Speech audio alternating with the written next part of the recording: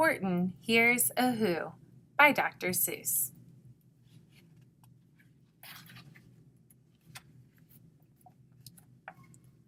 On the 15th of May in the jungle of Newell, in the heat of the day, in the cool of the pool, he was splashing, enjoying the jungle's great joys, when Horton the elephant heard a small noise.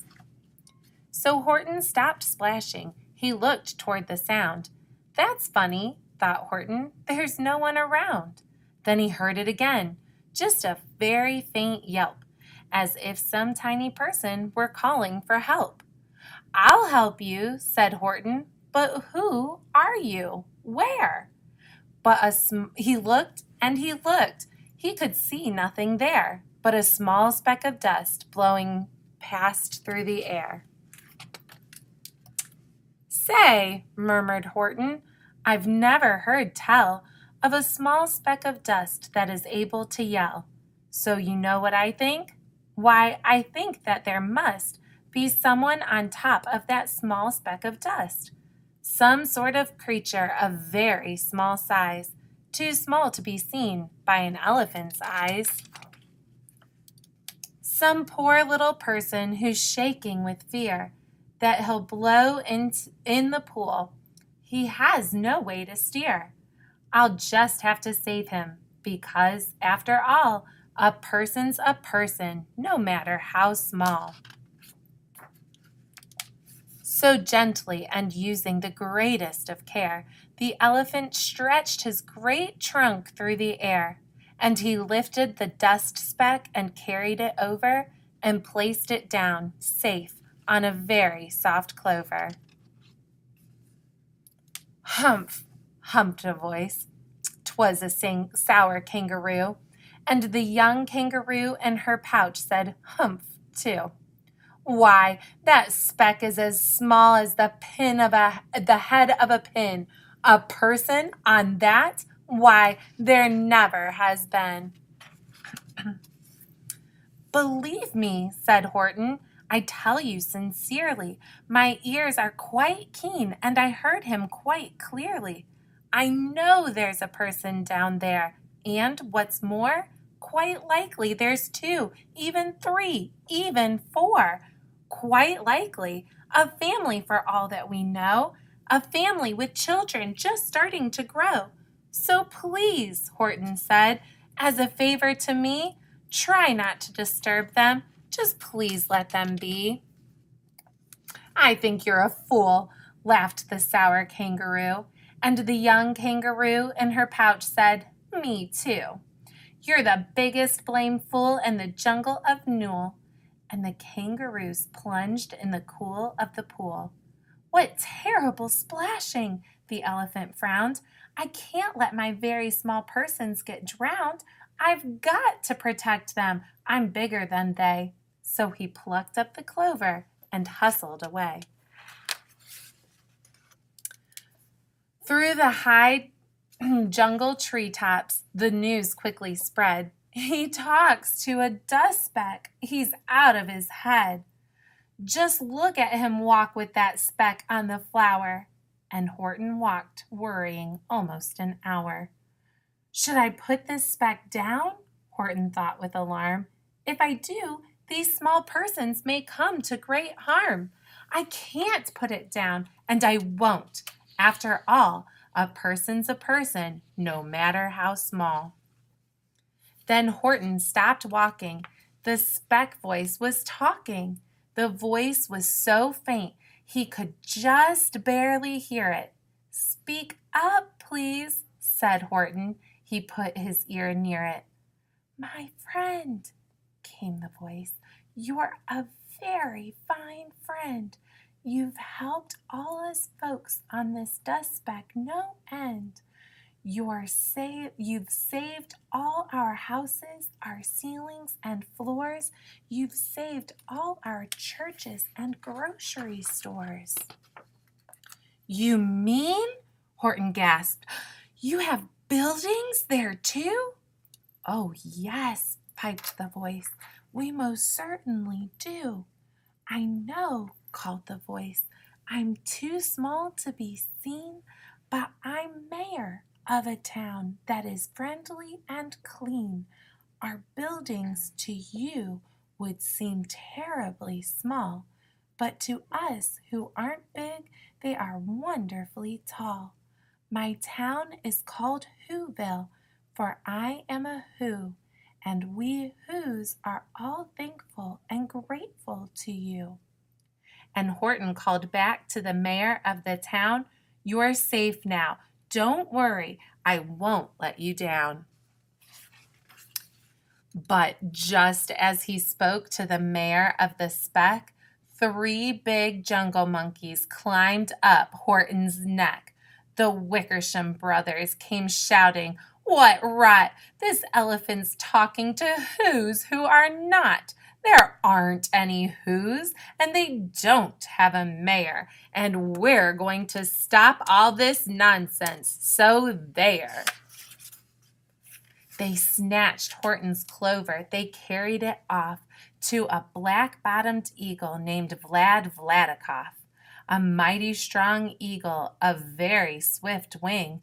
And they said, "Will you kindly get rid of this thing?" And before the poor elephant could speak, that eagle flew off with the flower in his beak. All that afternoon and far into the night, that black-bottomed bird flapped his wings in fast flight, while Horton chased after with groans over stones that tattered his toenails and rattled his bones, and begged, "Please don't harm all my little folks who have as much right to live as us bigger folks do." But far, far beyond him that eagle kept flapping, and over his shoulder he called back, "Quit your yapping. I'll fly the night through. I'm a bird. I don't mind it. And I'll hide this tomorrow where you'll never find it." And at 6:56 the next morning he did it. It sure was a terrible place that he hid it. He let that small clover drop somewhere inside of a great patch of clovers 100 miles wide. "Find that," sneered the bird, "but I think you will fail." And he left with a flip of his black-bottomed tail. "I'll find it," cried Horton. "I'll find it or bust. I shall find my friends on my small speck of dust." And clover by clover by clover with care, he picked up and searched them and called, "Are you there?" But clover by clover by clover he found that the one that he sought for was just not around. And by noon, poor old Horton, more dead than alive, had picked, searched, and piled up 9,005.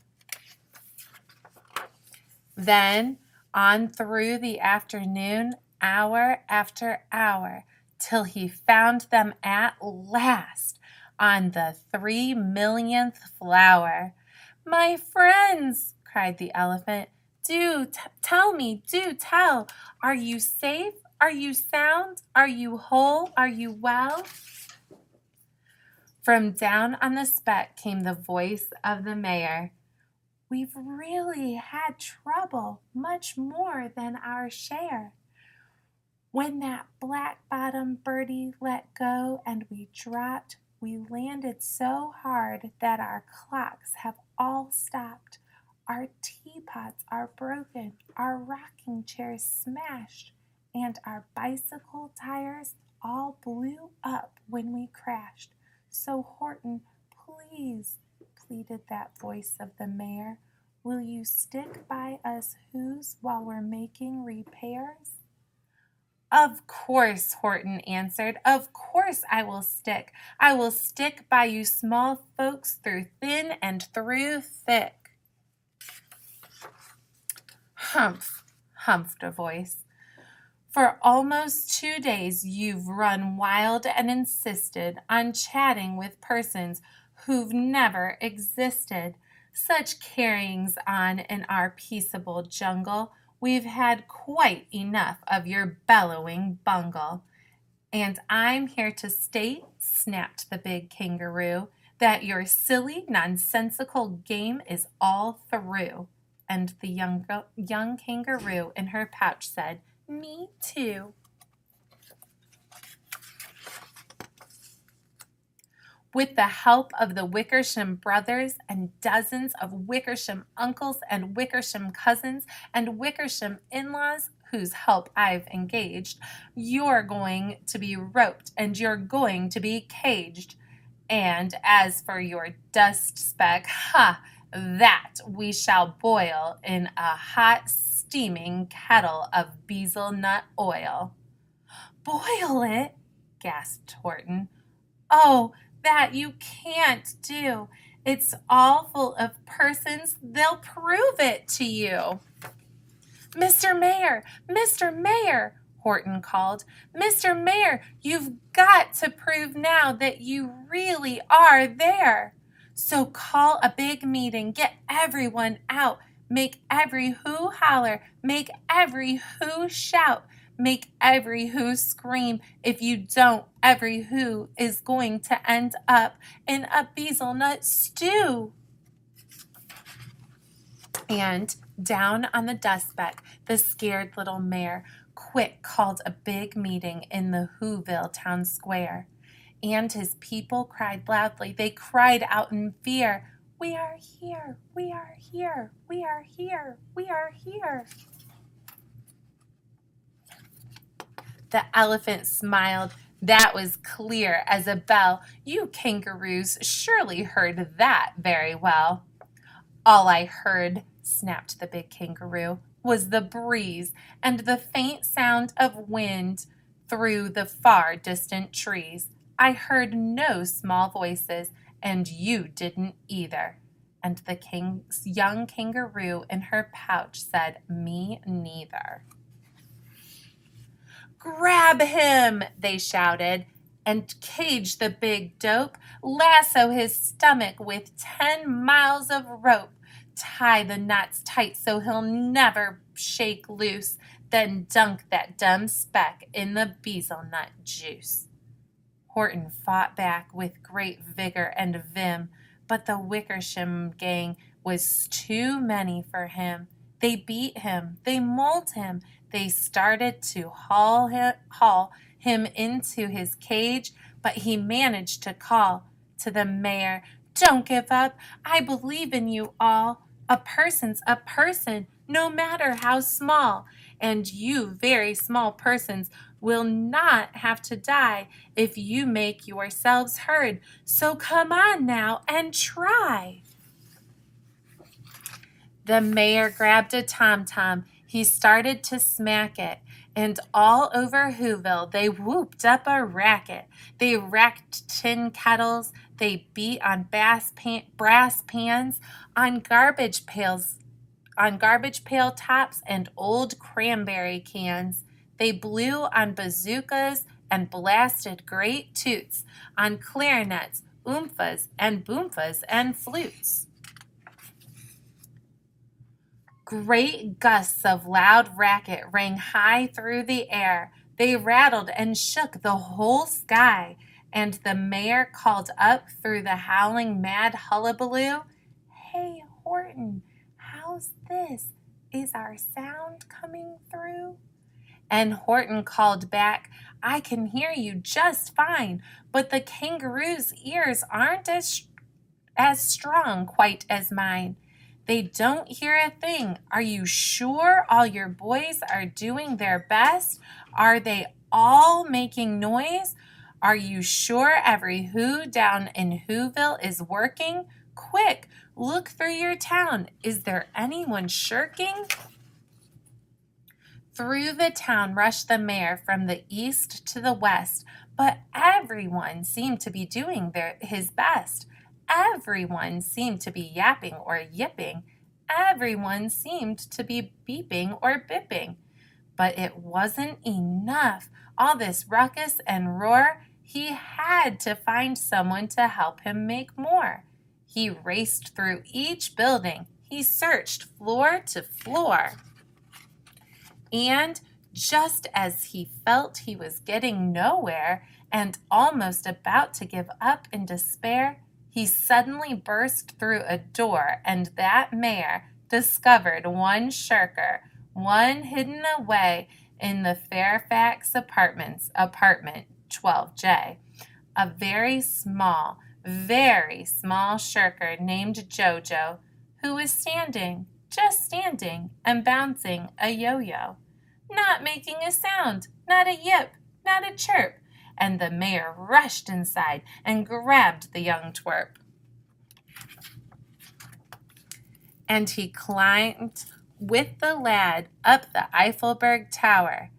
"This," cried the mayor, "is your town's darkest hour, the time for all whos who have blood that is red to come to the aid of their country," he said. "You've got to make noises in greater amounts. So open your mouth, lad, for every voice counts." Thus he spoke as he climbed. When they got to the top, the lad cleared his throat and he shouted out, "Yap!" And that yap, that one small extra yap put it over. Finally, at last, from that speck on that clover, their voices were heard. They rang out clear and clean, and the elephant smiled. "Do you see what I mean? They've proved they are persons, no matter how small, and their whole world was saved by the smallest of all." "How true, yes, how true," said the big kangaroo. "And from now on, you know what I'm planning to do? From now on, I'm going to protect them with you." And the young kangaroo in her pouch said, "Me too." From sun in the summer, from rain when it's fallish, I'm going to protect them, no matter how smallish.